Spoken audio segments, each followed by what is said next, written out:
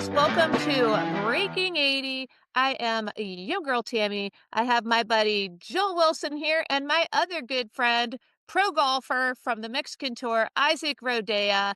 And we're going to talk about golf, baby. First thing I Sounds like do, fun.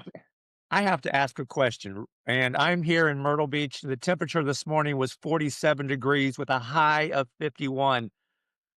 Do you, Isaac, when it's that cold, do you go out and play? If you don't have to, if you don't have a scheduled tee time, do you go out and play when it's 50 degrees? Yes, Oh, 100%. that's the difference between you and I there, Tammy. Nice, nice. Yeah, if we're below like 55, I'm definitely getting to a point where I'm like, I don't have to golf in this. So I really don't want to. So my husband, on the other hand, he plays when the temps are like really low. If we're traveling and it's cold, I'll play in that. But if I don't have to, I don't have to. That's why I live in Southern California. That's why I live in Myrtle Beach. Ugh, Well, Isaac, we've got about 150,000 listeners. Tell them who you are. Hi, everybody. So my name's Isaac Rodea. I am from Temecula, California. I'm 25 years old. I just turned pro at the start of 2025. I've been playing golf since I was 9 years old or so. So basically, I'm hooked on the game. Yeah, I just truly love playing golf. It's just so much fun. I find myself always challenging myself like every single day to get a little bit better. But yeah, I truly love playing this game and I'm addicted to it. that's cool. Well, I know that, and I've talked to some people who are on the PGA Tour who or have been on the PGA Tour, and it's always the same. You know, when they were young, they loved the game. They started playing when they were 9 years old. They loved playing it, and then it turned into a job. Has it turned into that profession for you yet, or are you still enjoying it going out every day? I'm trying not to see it as a job, honestly. I'm just trying to see the way I'm trying to see it as a guy that just loves to play golf. Earlier, the start of like my pro career, I was treating it like a job, and that's where it started to hurt me. And then I kind of just like went back to like my old roots, started thinking I'm just a guy that just loves to play golf and hit golf shots. That's about it. But I am one thing I will say is that I am a competitor. I just love to compete. That's the way I like to do it. It's just guy that just loves to play golf and compete, and that's the way I see it. I don't see it. I try not to see it as a job. That's the way I like to see things. That's cool. Isaac, when did you realize that you were better than everybody that you play with? And that's like, I've I seen love you that play. question. That's a Yeah. good question. What age were you like, there's something different about me? It's actually kind of funny. When I was like 9 years old or starting, obviously I wasn't that good, but when I moved to San Diego, I got my butt kicked a lot by a lot of junior golfers over there when I moved over there. And then I just had to like progressively just like keep going, roll with the punches. And I started to get a lot better in San Diego. And I started becoming a bigger name. Same with college. Same exact way. You just get beat up the first like year or two, and then you get the hang of it a little bit better, a little bit better. Same with like my start of like my pro career. Punched in the face right off the bat. I think I missed like my first like cut or something. And then but then once I started getting the hang of it, that's when I started to notice like my game started to clean up a little bit more. Also, like my mental game, the way I think about myself started to get a little sharper. And that's when like I don't really like to say like I'm the better player. I like to think it. Obviously, I think every golfer out there that's playing professional likes to think they're the best, and that's how you should think. I encourage that 100%. But yeah, just I think this around this time of year is like when I start believing a little bit more in myself and knowing that I can do it. It's gonna be a long journey, but then the day it's gonna be worth it, honestly. That's cool. And you finished T12 in the last tournament on your tour. Yeah, I did, and that was a very unexpected finish just because I got like no practice just a couple days before. I think it was like raining like 5 days in a row. So I went in there just like I have no expectations how it's gonna go. So I'm just gonna do me, see what happens, and ended up putting some like good scores in the end of the day. So it's cool. End up the year with that tournament and enjoying the rest of this month off. That's cool. Now, we were Tammy and I we were talking about you the other day on one of our podcasts. You're on the Mexican tour. It's not like, you know, you're going to play three events in January and four events in February. You play once a month down there? Yeah, once a month. Once So once the Asher tour comes back into town in SoCal, I'll probably play like once, try to play that once a month also with that tour. So I can make it around like, I'm hoping I can get in like 20 events this year. And then some of the other tournaments are in the summertime. I could play a good amount of those as well. So I'll probably bounce off those two tours for right now. And then yeah, that's probably my plan right now. It's unfortunate it's once a month, but it is what it is. Still like really good competition. I still love to travel over there. So yeah. That's cool. Now I know the ultimate goal is to you know, put the tee down at like TPC Sawgrass or some of the major events. How long what kind of road does it take to get from where you're at now to, you know, being on the professional tour? Probably a very bumpy road. Very bumpy road. There's just no way to put it. It's just I know it's like the start of this year, there's a ton of bumps that I had and then I had to overcome it. So it's honestly it comes down to like just trusting the process and just really believing in yourself. You can't really let one round, one tournament, one shot like really determine the kind of player or person you are. I think the kind of player person you are is like how you bounce back from those mistakes, like how you learn from those. So honestly, all this bad or not, I wouldn't say bad, but all those previous mistakes I made earlier this year, I just learned from those and I took those on with me this last like 5 months or so. I think I've made I think like 7 cuts in a row now. I think my worst finish so far is like T27. Um, and then bounce back with a T12 finish, which is pretty good. So I just try to look at it as a positive standpoint, just take those mistakes with you and learn from them. And that's it. And I've done a really good job of that, I think, this last like 6 months or so. That's cool. What is a when you're preparing for these competitions or in an off week, what does a practice week schedule look like? How do you train for this level of play? Honestly, it's just doing the boring stuff every single day. So I work with my coach. I think we work together for once or twice a month. I've been working with him for like 5 years. I think the start of this year, I told him this is what I want to do with my swing. I just want to make it as efficient as possible. So like I don't really I spend a good amount of time in the range, but it's not like all mechanics. It's mostly just shot shaping and really hitting like in the really small spots like on the driving range. Just doing that kind of stuff every single time correct. And then once I go see him, if I tell him, oh, it's going a little left, it's going a little right.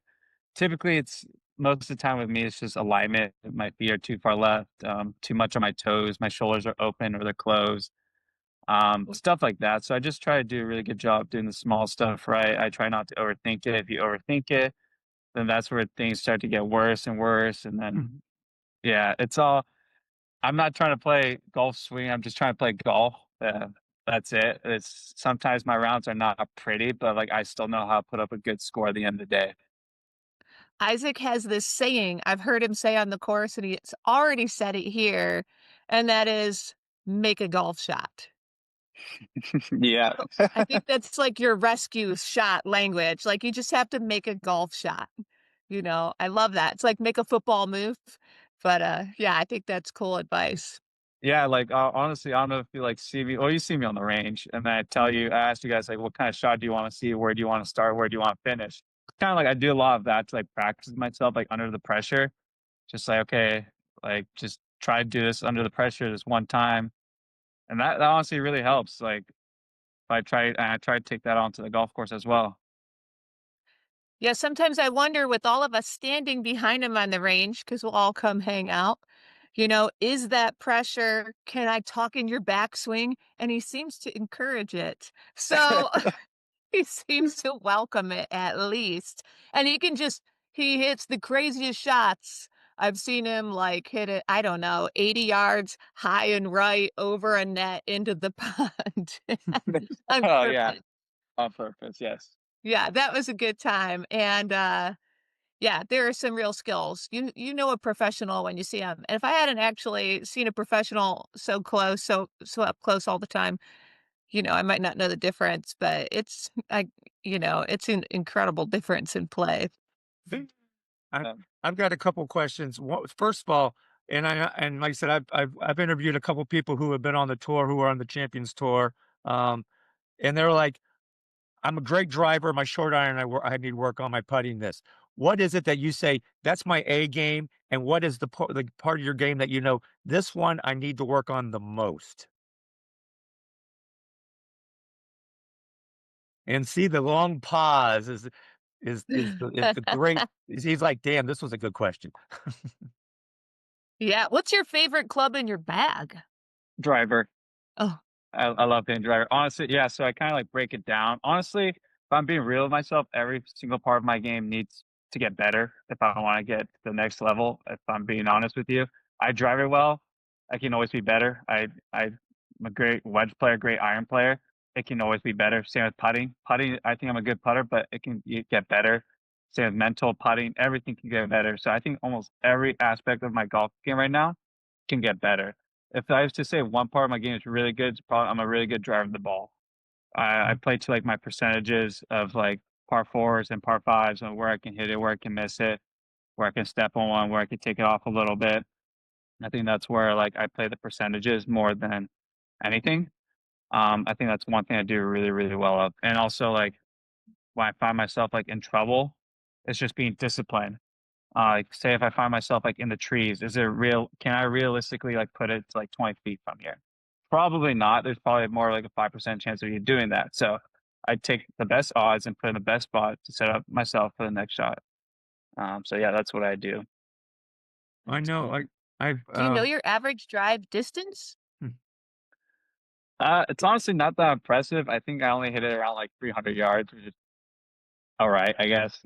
It looks so far. I Yeah, disagree. Mm, yeah, it's I used to hit a little further, but I've lost a little weight, so I try and make it more as, consistent as possible now with my driver swing, so I think I only carry like 280, 285, but and it wow. rolls out to like 300 if I'm lucky. that's cool. Yeah, I was talking to Tammy a couple weeks ago. I have a charity event that I do for my organization, my 501(c)(3), and I was teamed with a guy who's a two-time long drive champion, and it was really cool to sit on the tee box and watch him just pound it out there 340, 350 every single time, knowing that you don't need my drives. I'm going to be the short iron guy coming in. Um, that being said, I'm good friends with a guy named Robert Gomez. He was the very first PGA Rookie of the Year in 1990. He won 3 times on the PGA Tour, and he said that his game, like, he can't hit the ball more than 270, 260, 270, but he's been working on his short irons because he knows his weaknesses and he knows his strengths, and he's still trying to get back on the senior tour right now, but it's interesting to watch him, and I asked him a question. I said, if we're playing 18 holes, I'm a 12 handicap. If we're playing 18 holes, you give me a stroke a hole. Can I beat you? And he immediately says, "Oh, hell no. There's no way you could. Not on a municipal course. There's no way in the world that you can beat me." And I'm like, "Come on. I could shoot some." He goes, "No, I'm going to shoot a 65. Easy." Is that how your mindset is when you're out there on a municipal course playing with the normal people like us?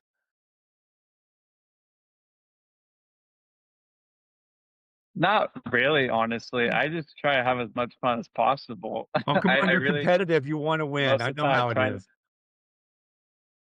oh, I am competitive, but I never try to put like a number on it. I just try to stick to my routine, stay within myself, and see what happens in the end of the day. But I always, obviously, I try to do my best every single time I tee it up. But like I have this, I do have that mindset though that yeah, I am gonna beat you kind of thing. I don't tell you, or I definitely do think it though. Okay, here's I'm one. pretty sure you tell me to my face. Okay, here it is. Tammy and I are gonna play best ball against you. Will you beat us? Yes. I agree with that only because, I wasn't there that day, but I'm aware of the round that he shot, 62 on our course. Yeah, 63. I was like Oh, 10 un 63. yeah, 10 Oh, good under going times. into yeah, yeah, that was a And I that was think a the fun slope day. on that course is like 139 or something from the tip, so pretty hard to do. Yeah, it was definitely one of those days where everything was going my way. Yeah, Well, that was cool. He was going to break the course record, so he went for it over water on 18 and put it in the water for a 63 to end the round. wow. But, and everybody who saw the round was freaking out, he had to try and break the record. So he wasn't gonna play it safe and get a 62. He was going for, like, the 60 or the 61. I don't know what the record is. So, I think it's I know my 61, I listeners are gonna think. wanna know what's in the bag.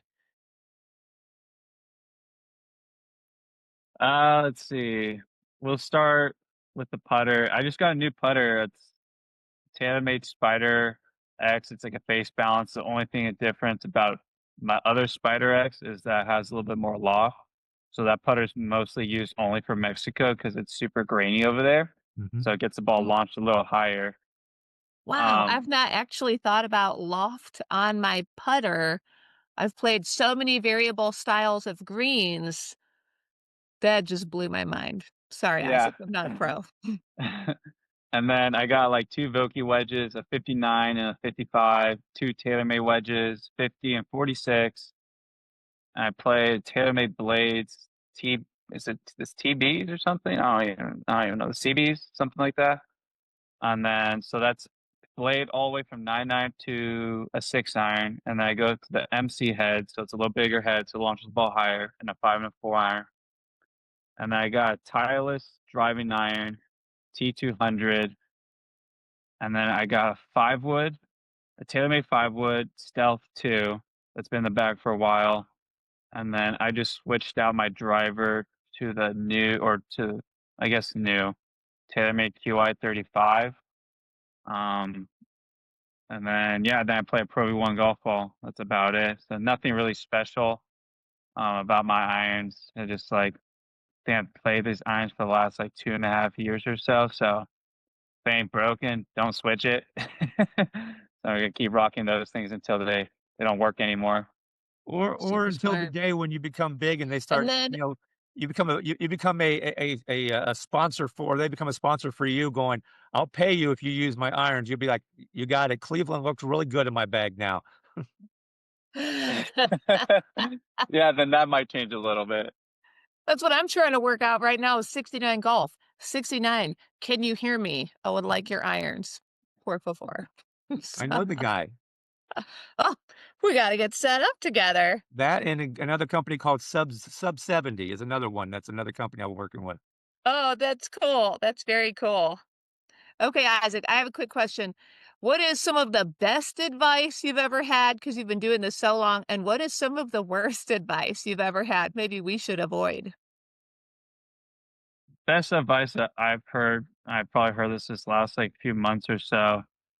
It's just to just stay in your lane, like ignore all like the voices that are coming at you. That's kind of issue that I had like turning pro. It's just like people are like coming left and right and telling me like how I should manage my life, my golf game, this and that.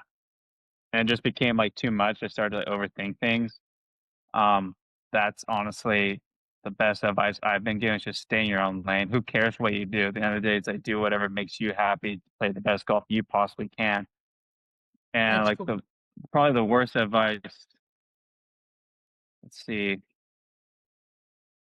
I haven't really been giving worse advice, honestly, by anybody. Um, yeah, I don't think I've really been giving like any bad advice. I think the only thing that like got to me was just there's too many people telling me too many things. Cool. If I think that's like one advice I'll tell like players is like listen to that one or two people and that's it. Honestly, I think the only two people I listen to is just my swing coach and then my caddy Declan, if you know, like he knows me at a very personal level, and maybe like probably my therapist that I work with, and that's it. That's I cool. I love like my close friends. I love my family, but respectfully, I'm probably not gonna listen to them Yeah, when it comes to this stuff. Like honestly, I'm only gonna listen to those three voices, and that's it. And then with that, I'm good.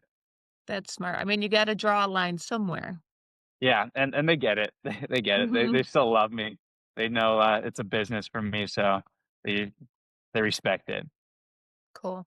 It's interesting. I asked that question to Robert Gomez, and I had on his caddy, Rob West, who was his caddy, and I go, "What's the worst advice?" And he looked. You could see him on the screen. He goes, "When Rob told me, he goes, I was T2 at the 3M in Minneapolis at the twin at the course in Minneapolis. On 18, I was 230 yards away from the green, over water, and he says you can do it twice in a row on a Friday and a Saturday, and both times he couldn't do it. He goes, "That's the worst advice I've ever had in my life."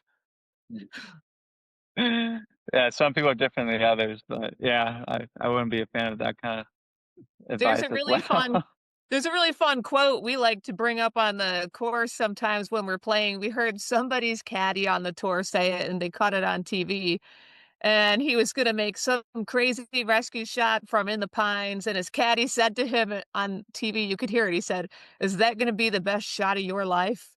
And then he was like, "Oh, yeah, no." So, Was some that shots Kevin are Na? I feel like What's that was that? Kevin Na. Was that Kevin Na? It Yeah, it might probably have was. been, It was like a hybrid, and it was like over water. He was like, yeah. Kevin was like, "I'm going for it," and Kevin was like, "Don't like just lay up. I don't see the issue." Then Kevin just went Yeah, for it, he's put like, in the "Is that gonna be water. the best shot of your life? Yeah. If not, then this is probably not the time." That's kinda wild.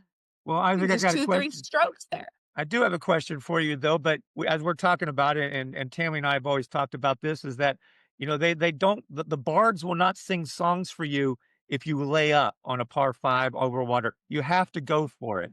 To me, I have that mentality. Tammy's kind of like, no, you have to play within yourself. And sometimes I've been doing that. But are you the aggressive player who says, I can do this and the risk reward where I know I can make this shot? Uh, it depends like on the circumstance. But yeah, like almost like when it comes to like every single golf shot I hit, like I tell myself that to commit. That's it. So like yeah, basically almost every single golf shot, no matter what it is, going into a par five, second shot over water. It's every single golf shot. I don't care if it's like a 2 footer, 3 footer, or 250 yards. Like I tell myself, commit to it and give it your best, and that's it. A lot of good self talk before I hit. Now I That's know cool. that, I've heard that a lot. The C word, the commit word is a big deal in golf. yeah, it Yeah, is. and I try to keep things as simple as possible. I don't, I don't, I don't really find it interesting to overthink things. I just like call the way I see it, honestly. Cool. One of the things that I haven't noticed on the PGA Tour is that fairways and regulations have gone down because you guys just want to grip it and throw it out there 300 yards. And you don't care if you're in the first cut because you have the power and the ability and the equipment to get it out of that. Where before, fairways were very important. Do you have that mindset where you're like, I'll hit it 310, even if I'm in the first cut, I'm fine because I can still get it up there. I'm that much closer to a par four. I want to do that. Yeah, 100%. I'm exactly like that. When in doubt, I just send it. I play a 5 wood. I never use it. I remember one time I was getting like a fitting at a Kingdom. The guy was asking me, he's like, "Wow, I think you hit like 260 yards or 270." I was like, "I just hit driver. Like if I miss the left or right in the rough, like I'm still gonna have a short iron in." So yeah, that's why they hit driver because you have a shorter club and still like statistics are pretty good if you put it into like still like 20, 25 feet. Um, but yeah, I when in doubt, I always send it. That's just me. Well, I think That's cool. that's the mindset now of a lot of the players is that, like I said, fairways and regulation are not that important anymore. Greens and regulation obviously are, but the fairways, you guys have the power and the equipment to the first cut, even the second cut of rough is not going to be that much as a hindrance to you. You can get it out there from 140 and get it close enough to the pin that you've got a makeable birdie putt coming up. Yeah, and that's yeah. Um, yeah, that's just I think that's just a good way to think about it. Just like just keep hitting driver. The only time I will lay up, like hit like a 3 iron off the tee if it just makes more sense that say like you put in the rough and it's like a pin is like in the front and then the greens are rock hard, then I'm gonna go back to like myself, like, well, statistically, again, I can hit closer from the fairway even if I'm 150 yards out. It's gonna be like either a pitching wedge or a 9 iron, and I can get it closer from the rough because rough is just then you're kind of judging like the distance and everything, how it's gonna come out. So, but yeah, I try his driver as much as I possibly can still. It's your favorite club in the bag, so It's yeah, exactly. That's it's your trusted best friend. That's cool. 100%, 100%. Do you have any really funny, like, or some of your favorite trash talk you've heard on the course, or do how do you deal with the trash talk? Is there trash talk? Do you trash talk? I don't really trash talk, maybe every once in a while, but, like, not crazy. No, I Maybe don't just to me. yeah, maybe. There's not, like, a lot of people that really trash talk me. Um, no, I just don't find it necessary to do that. Yeah, that's Um, but yeah, I don't really find myself trash talking or anybody talking trash on me, so I guess it's a good you're thing. such a nice guy. Nobody would trash talk you. I think it's also the nicest person in the world. Of course you wouldn't, and they wouldn't. Well, we're gonna be wrapping this one up. You got anything else to ask him, Tammy? I guess, do you have any superstitions before you play that you would share? Do you have to keep superstitions to yourself? Um, I wouldn't say there's superstitions. I say it's just doing my routine over and over again, the same. Like I mark my golf hole the same every single time. I use a quarter. I don't use like any other like coins or ball marker. I always use a quarter. Um, but like no, not necessarily. I don't really like, believe in that kind of stuff. But Oh, the only thing that's superstitious is just doing my routine over and over again the same exact way as possible. And that's about it.